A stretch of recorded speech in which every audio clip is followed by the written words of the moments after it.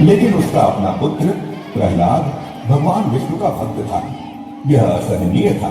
उसने प्रहलाद को मारने के कई प्रयास किए, भयानक नाग, ऊंचाई से गिराना, तलवारें, मगर हर बार विष्णु ने उसकी रक्षा की। फिर आई हिरण्यकश्यप की बहन होलिका।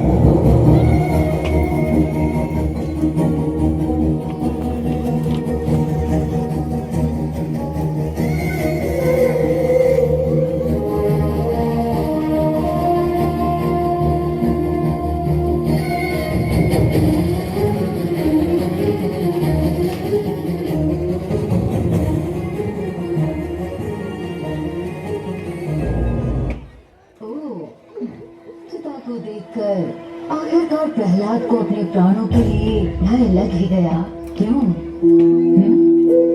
मैं स्वयं को लेकर चिंतित नहीं हूँ, मुझे आपकी चिंता हो रही है बुआ। दंड मुझे दिया गया है, आपको नहीं। आप कृपया चिता में मेरे साथ प्रवेश ना करें, अन्यथा आप जल जाएंगी। कुछ ही क्षण में पता चल जाएगा कि कौन जलेगा और कौन यहाँ से जीवित लौट चलेगा।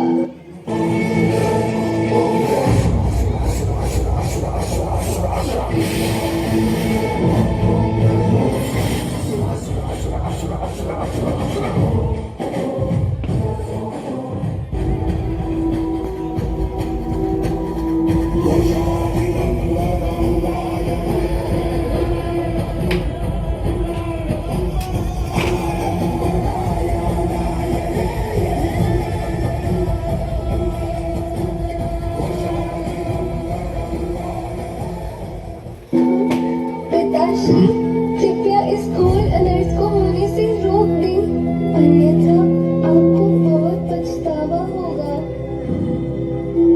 तो ठीक है, तुम विष्णु के प्रति अपने इस आकर्षण को छोड़ दो, तो मैं इस घोर अनर्थ को होने से रोक दूंगा।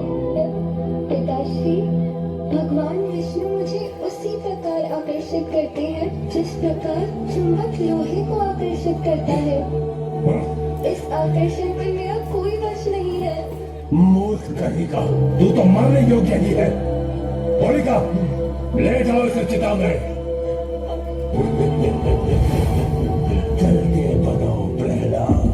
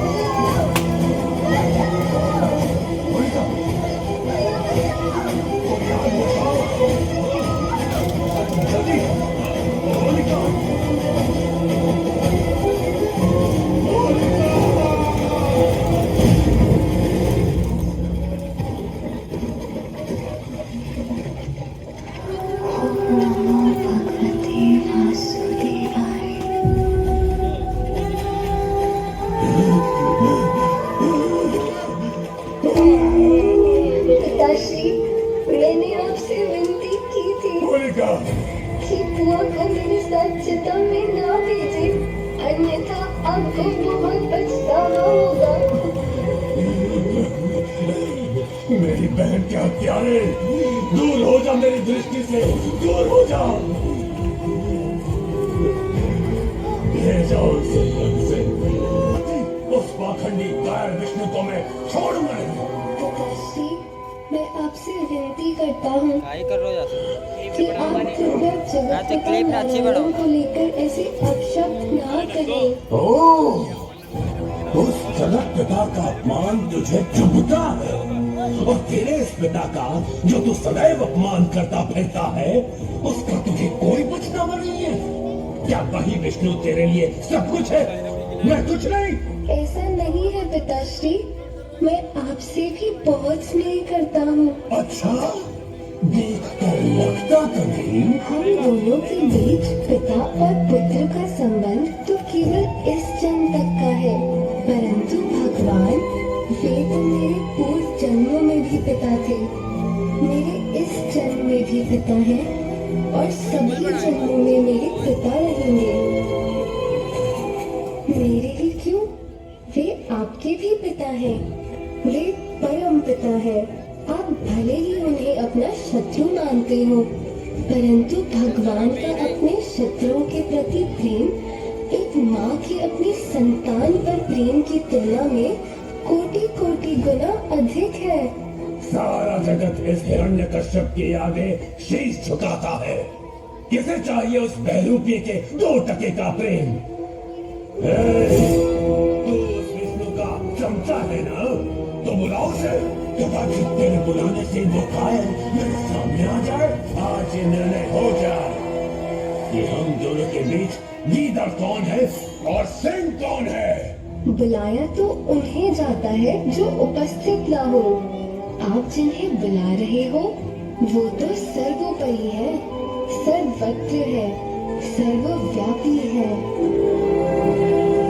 और वो इस सभा में उपस्थित प्रत्येक जीव, प्राणी तथा निर्जीव वस्तुओं में उपस्थित है।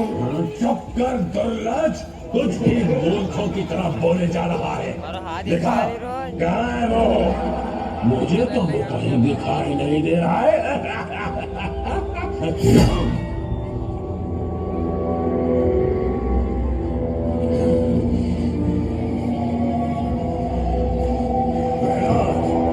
तेरा विष्णु सर्वोपरि है, क्यों? तब तो उसे इस स्तंभ में भी होना चाहिए। अवश्य है। तब तो प्रार्थना कर प्रहलाद, तेरी बात सत्य हो, क्योंकि यदि वो इस स्तंभ में ना हुआ तो आज ये हिरण्यकश्यप इस भरी सभा में सबके सामने तेरा सर धड़ से काट कर फेंक देगा। मैं तेरे विष्णु को चुनौती देता हूँ कि आज तुझे वो मुझसे बचा सके तो बचा ले। देखते हैं कि विष्णु अपने भक्त के लिए क्या कर सकता है।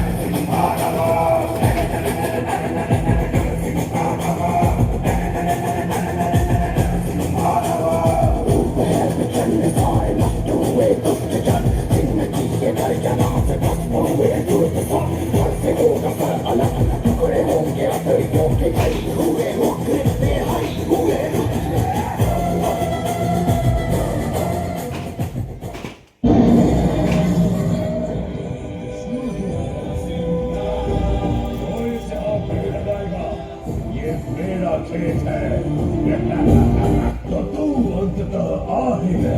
तूने जो अपने अंत को पुकारा, तेरा नाश करने मन आ गया। क्यों रे बहरूपिये, शत्रुओं से लड़ने के लिए कभी सुअर कभी सिंह मन ओका नहीं तेरा। मेरा रूप चाहे जो भी हो, ये निश्चित है कि तू आज मरेगा, ठीक उसी प्रकार जिस प्रकार तेरा भाई हिरण्याक्ष मेरे हाथों मारा गया था। धमकी केवल तब दी जानी चाहिए जब उसे पूरा करने का सामर्थ रखते हो। आखिर देर इस बात की, उठा अपना शस्त्र और कर आक्रमण।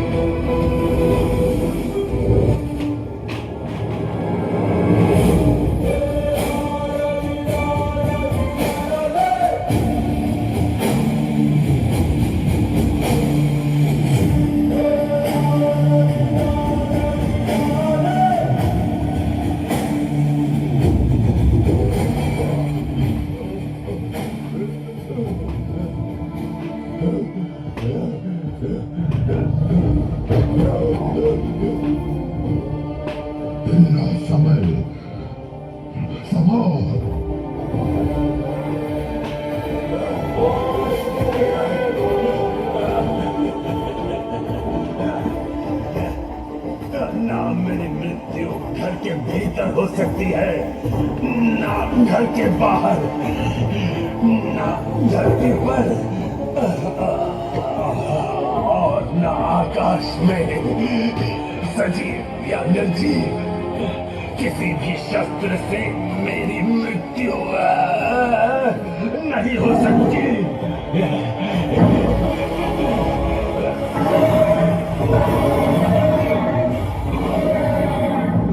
कश्यप, तू कब ये समझेगा कि मैं ही सबका पिता हूँ?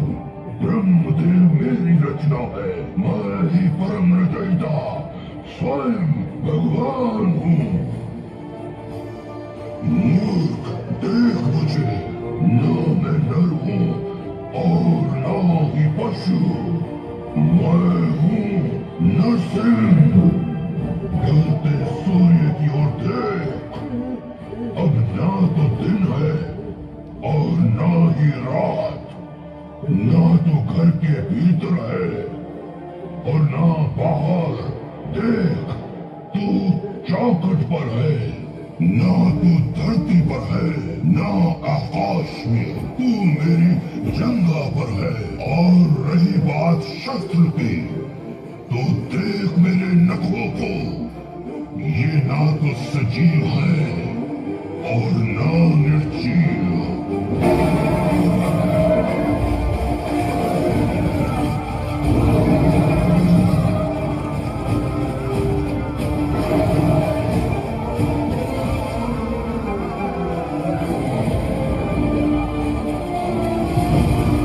जोरदार तालियां हो जाए। भगवान नरसिंह जी की झांकी बहुत ही सुंदर रूप में आपके सामने दिखाई जा रही है।